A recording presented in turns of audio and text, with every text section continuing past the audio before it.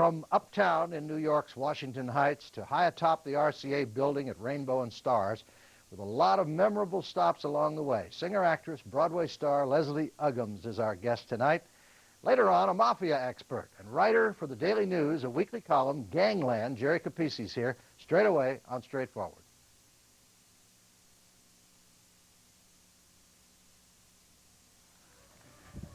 Some say she's a show business chameleon. She's a singer and then turned in a stunning turn in the classic miniseries Roots, a Tony on Broadway, Emmy Award-winning television host.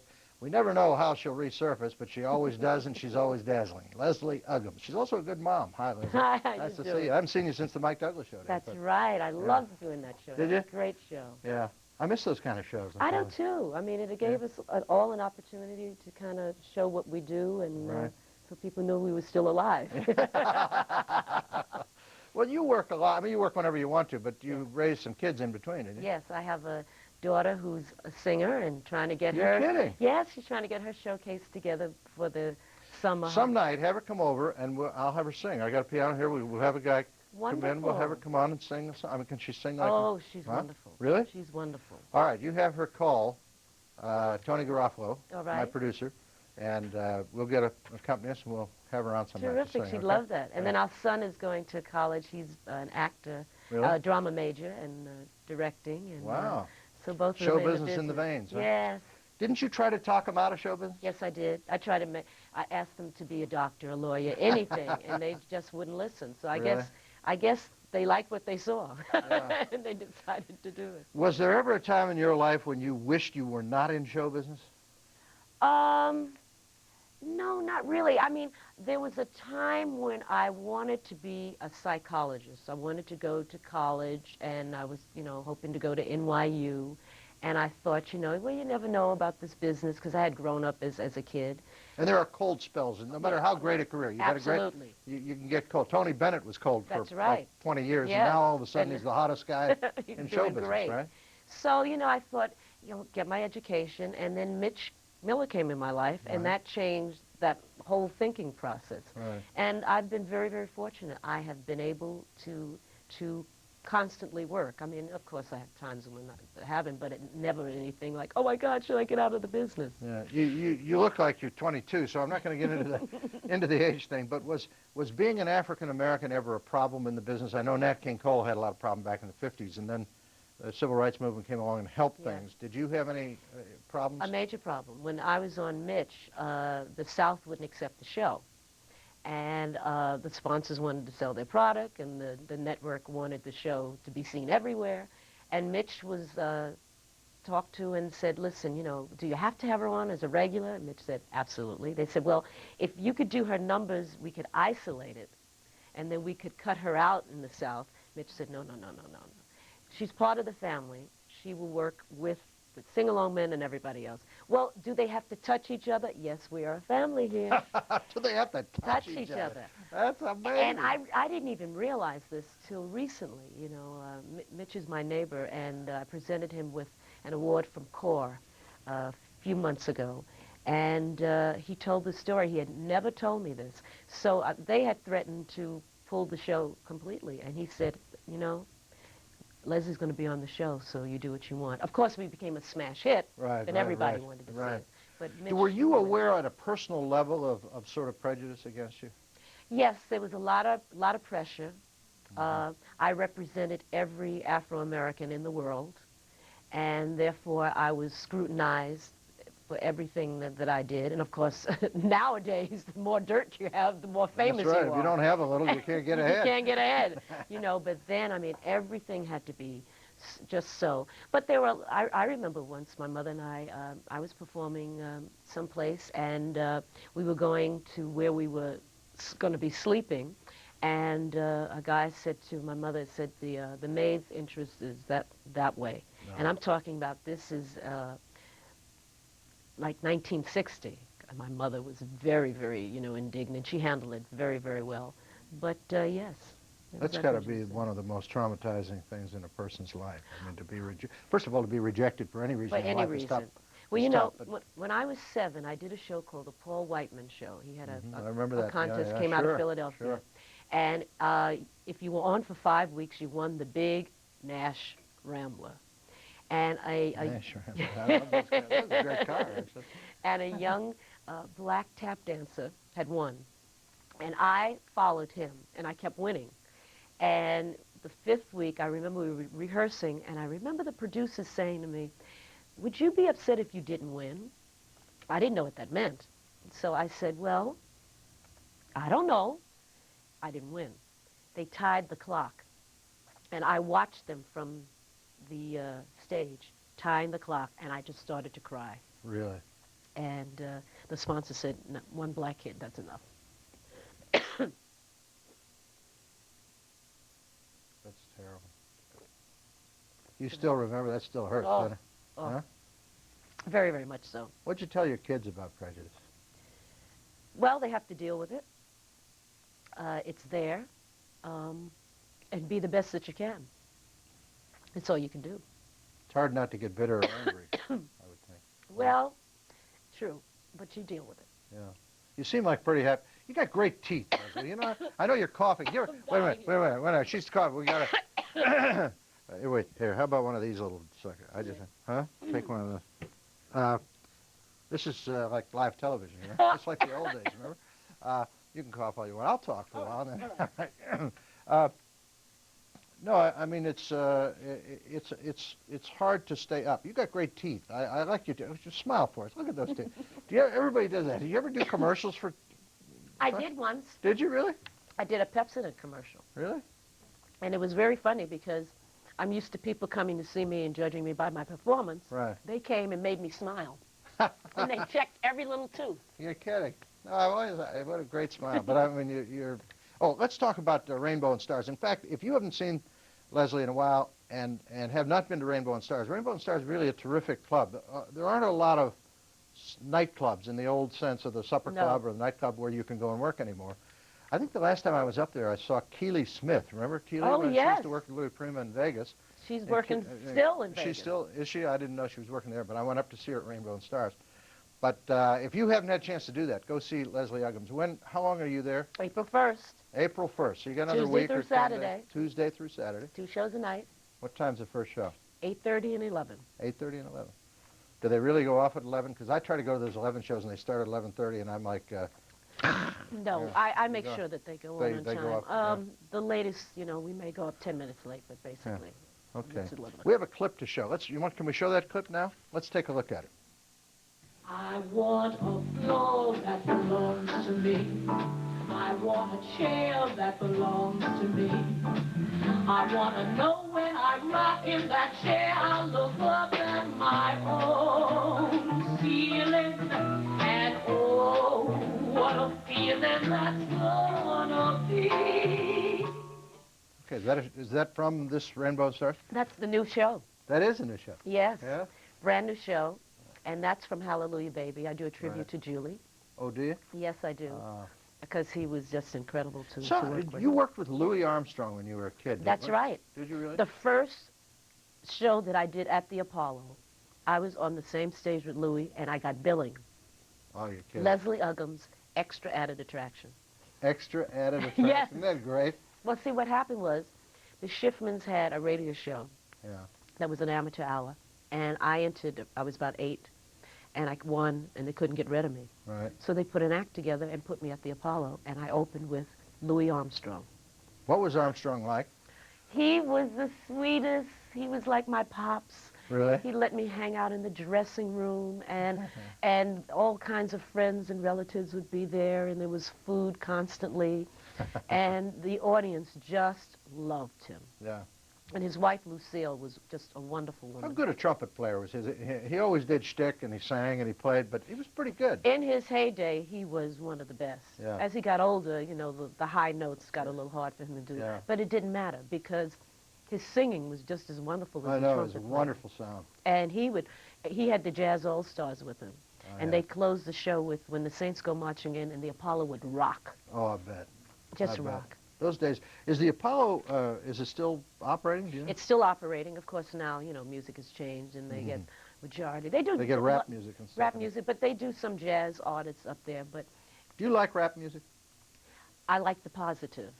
I'm not happy with the negative. I think it leaves a bad taste in my mouth. I don't think women should be disrespected. Right. I think you should respect your mother, and you should respect women. And I brought my son up that way. You always respect a woman. Right. And you know, you have to be careful what you say to young people because they believe you.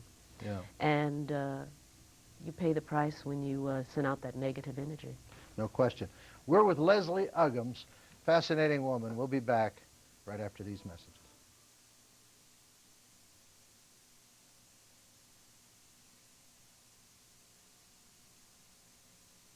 Chose a teenage girl to be a singer on the show for no other reason than that she had a marvelous voice and the discipline to work seriously at her craft. That was Mitch Miller receiving the Congress of Racial Equality's Martin Luther King Jr. Lifetime Achievement Award. Leslie, you presented that award to Mitch, Yes, am I right? did. And you told me why. He stood up for you at a time when some people wouldn't have. Absolutely. When money was on the table, as Money they say. was on the table, and he had tried to sell the show for like 4 years, and no one would buy it. And he finally got it on. What year did it go on the air? 61. 61. Yes. And if you haven't seen those sing-along shows, they're great shows. I used Yes. to watch those shows. They're so great. And it was a chance for families to get together. Everybody would sit in front of the television. You know, I have people that come up to me and say, when I was a little kid, my mom and dad used to have me sit in front of the TV, and we used to watch you all the time. Mitch, can you hear me? Hello, Mitch Miller? Yeah. Ah! You little sneak. He's on the phone. She told a good story about you, Mitch. How much did they put a lot of pressure on you? Absolutely no, they didn't. They would just give me advice. After all, the show was a success. Leslie was a fantastic talent. I mean, and she was part of an overall family. And they just would make suggestions, and they'd say, you know, if you do this or that. And I said, no. And the reasons, I'll be very honest with you, no one was going to tell me how to do anything artistically. After all, I had run Columbia Records. We brought them from number 4 to number 1. The people I chose, like Leslie, Rosemary Clooney, Tony Bennett, Johnny Mathis, if Percy Faith were alive or Errol Garner were alive, they'd be at the top of their craft 30 and 40 years later for only one reason, and that was their excellence. And so I would like to say I was idealistic and all that, but I always had options.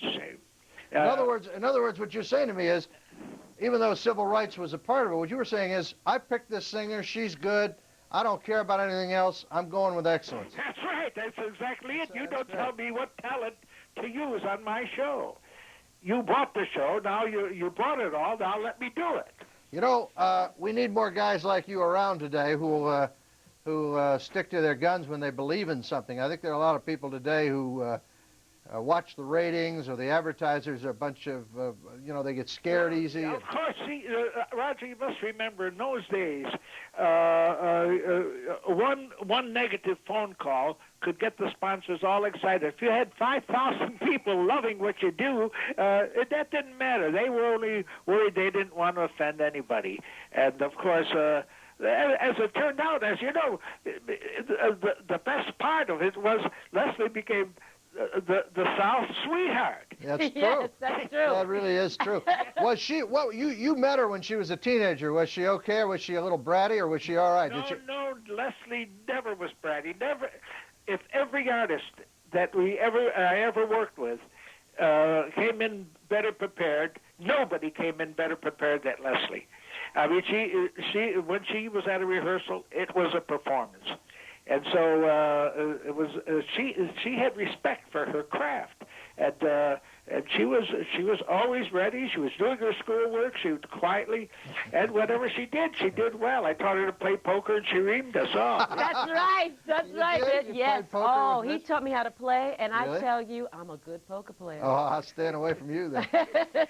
Hey, Mitch, is there room for good music today? I mean, it's interesting that Tony Bennett is having this resurgence. Leslie's at Rainbow and Stars here in New York. It seems like the people that really have it stay a long time. And a lot of these recording groups are in, one-hit record, they're out, they're gone. What's going on? That's my contention. And also, everybody forgets that Tony Bennett is singing exactly the same way. He didn't change.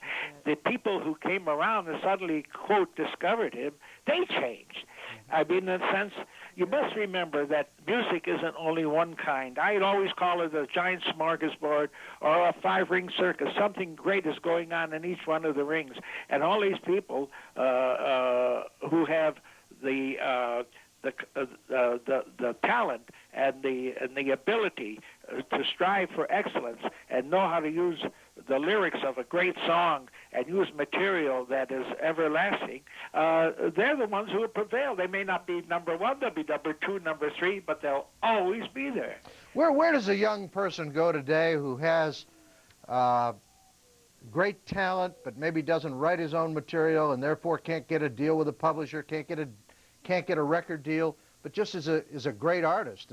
Are there any people around like you today discovering great artists? No, I don't think there are, only because, I had this, when I look back, I don't want to sort of anoint myself, but see, I had this education to back up my judgment, and I always had a fallback position, Roger. See, I wasn't the guy saying I'm the idealist and this is what you have to do. The point was, if I was going to fail, I wanted to fail my way, not their way. That's all. It was, and that's been my problem all my life in a way, because when I come, especially as a conductor now in symphony orchestras, and I come up against managements who are trying to justify outrageous expenses just because it fills the house, but afterwards you look down and say, but you lost money. I don't care how long. and they can't answer me. See, so they don't like me around. I know too much about the business. I ran, it was a $27 million budget, and I ran it. I don't think I wrote 10 memos in 10 years. Well, Mitch, thanks for joining us. I know you're a proud papa of this young lady, and I really enjoyed you being here. I've got to take a break. We'll be back with Leslie Uggams in just a second.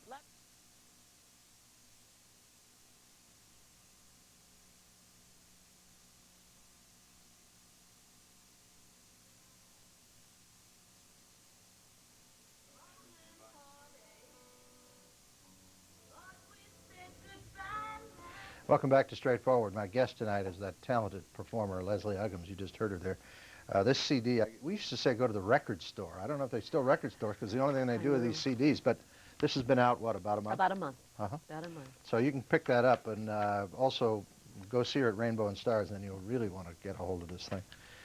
You've been married how long? 29 years. 29 years. Of course, my parents had to sign a special form because I was such a little girl, You were 3, as yeah, absolutely. Yeah. But 29 years you've been married. I know this is a trite question, but I got to ask, because some of these young punks around here are thinking of getting married, and they don't know how to keep it together. These young guys, they're saying, hey, what's marriage like, Ailes? And I'm the wrong guy to ask, you know what I mean? So, what, is there a secret? Endurance. I mean, you have to be willing to stick it out. I think a lot of times people, as soon as things start to go wrong, they want to bail out. They bail, yeah. And thank God for my husband, Graham. He's always been, we ain't going nowhere, honey. We're going to hang in here and make it work, right? Hang in with it. But number one, we were friends first. Mm-hmm. When we met, we liked each other as friends. We could talk about anything together, and then we fell in love. And he's my best friend, and I know I'm his best friend. Right. And that makes all the difference in the world. And we like being together. See, a lot of people get married, and then they don't really like being together. Right. We love being together. We're together Yeah, it's all clear. the time. I saw him out. He's here. I have him stick his head in. I would say hello. He's a good-looking guy. Now, do you ever worry about the other ladies, like, saying, hey, that's a pretty good-looking guy? I give them the eye. Do you let them know? I know he's handsome, and... But listen, I love other women looking at him. He's not dead, Yeah, that's right. It'd be terrible if he was dead. But I think that's the key. Friendship first.